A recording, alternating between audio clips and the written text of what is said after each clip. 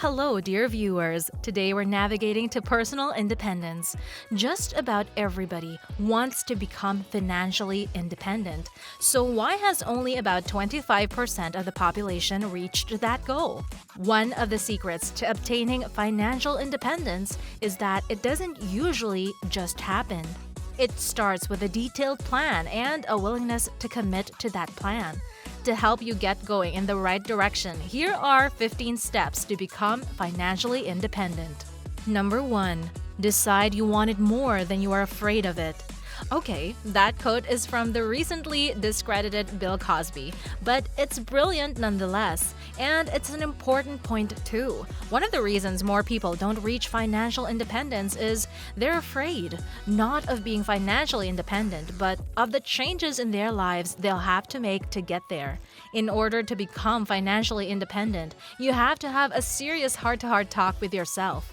Number 2. Create a series of steps that will get you where you want to go. Becoming financially independent isn't a single goal, but a series of sub-goals. This is because your financial life has several facets. In order to reach your overall goal of financial independence, you'll have to establish goals in the various areas of your financial life. We're going to go over each of these categories in some detail, but it's important you create a list with a corresponding goal relating to each individual category. This will ensure you are moving your entire financial situation forward, rather than trying to do it one category at a time. Number 3. Commit now that you will live beneath your means for the rest of your life. If we have to pick one step out of this list, 15 that's more important than the rest, it's this one. That's because no other steps you take will be possible unless you fully commit to mastering this one. The reason it's so important is it's the single step that will provide most of the spare cash you will need in order to accomplish most of the other steps. Learning to live beneath your means is one of the central costs of learning how to become financially independent. And if you have not mastered this technique in the past, doing so will range anywhere from uncomfortable to downright painful. Tony Robbins once said, "Setting goals is the first step into turning the invisible into the visible." Number 4. Block out the spendthrifts in your life. Are there one or more people in your social circle who you could reasonably categorize as a spendthrift? If so, one of the sacrifices you may need to make to reach financial independence will be to either reduce your contact with this person or people, or even eliminate them from your life altogether. It does sound harsh, but is also totally necessary. The people who we keep company with can have a profound effect on how we view and spend money. If you are surrounded by people who live for the moment, meaning they mostly spend their money having fun rather than saving for the future, you will inevitably get pulled into that behavior. Number 5. Always keep your career or business moving forward.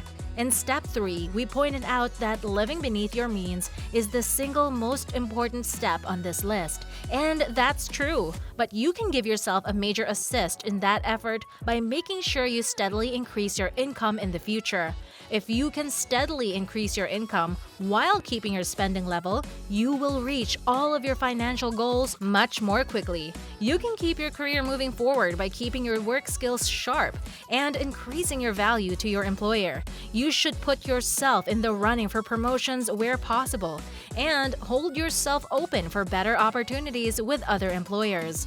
If you are self-employed, it means steadily working to keep your business moving up to the next level.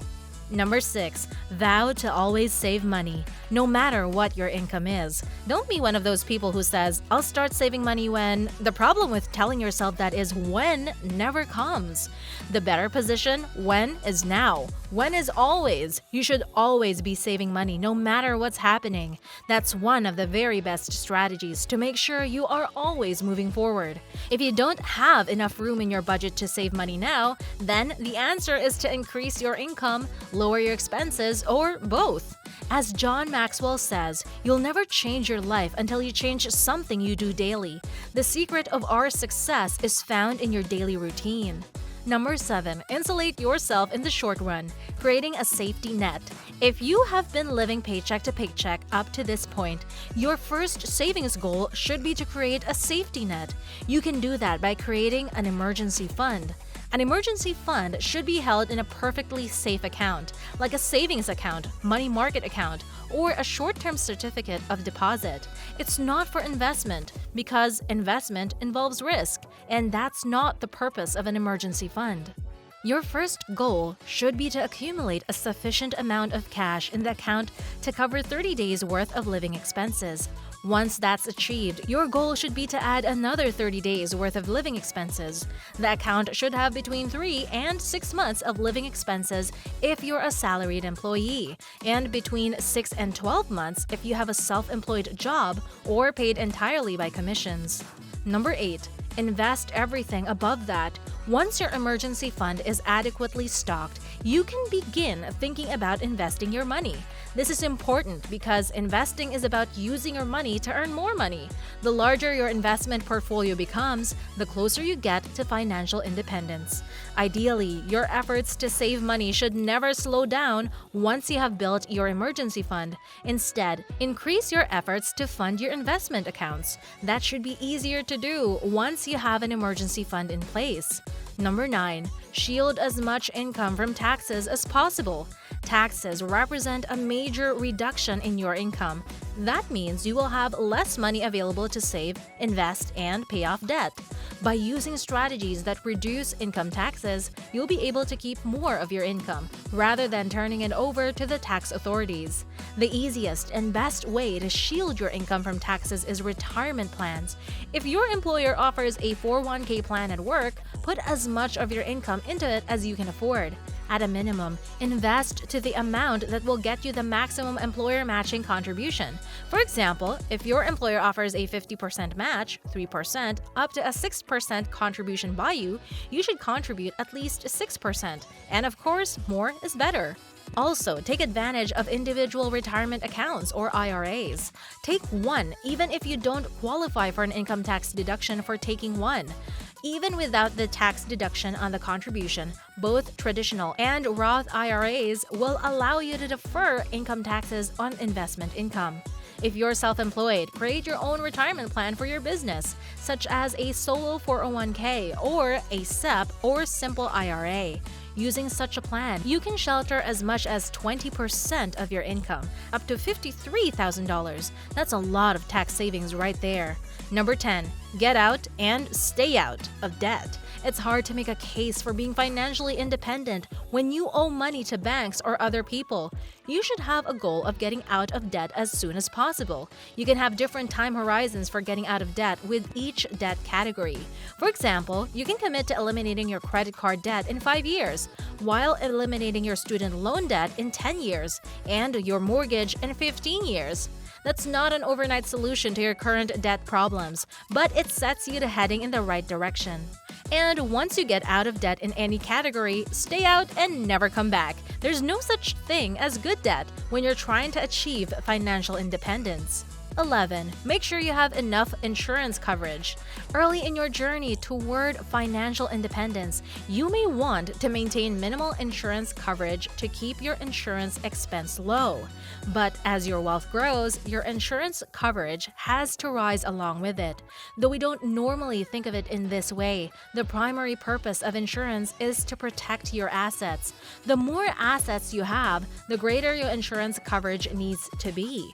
Review all of your coverages annually. This includes health, auto, homeowners, disability, and affordable life insurance. As your wealth grows, low coverage levels and high deductibles can work against you in a crisis.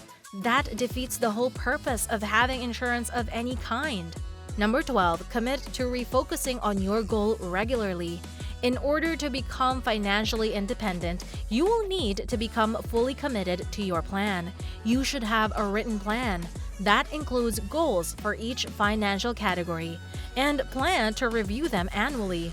The purpose is twofold: to make sure your goals are on track and to keep yourself focused on your ultimate goal of becoming financially independent. This is incredibly important, particularly number 2. It's very easy to get sidetracked on the road to financial independence. For example, you may find yourself getting very comfortable about 2/3 of the way there and starting to spend more money and save less. Think of it as an affirmation in which you renew your commitment. You should do that at least annually, but in reality, you should do it as much as you need to. Becoming financially independent isn't easy. That's why you need a detailed plan and a commitment to stick to it. Use this list as a guide and modify it to fit your own circumstances. You'll get there as long as you don't give up. There we have it, 12 signboards that, if followed, will lead you to a glorious financial independence. Which steps scream to be executed for you? We'd like to hear it in the comment section below. If you enjoyed the content, uplift the channel by hitting like, subscribe, and ring the YouTube bell to meet us again in the next video. Until next time!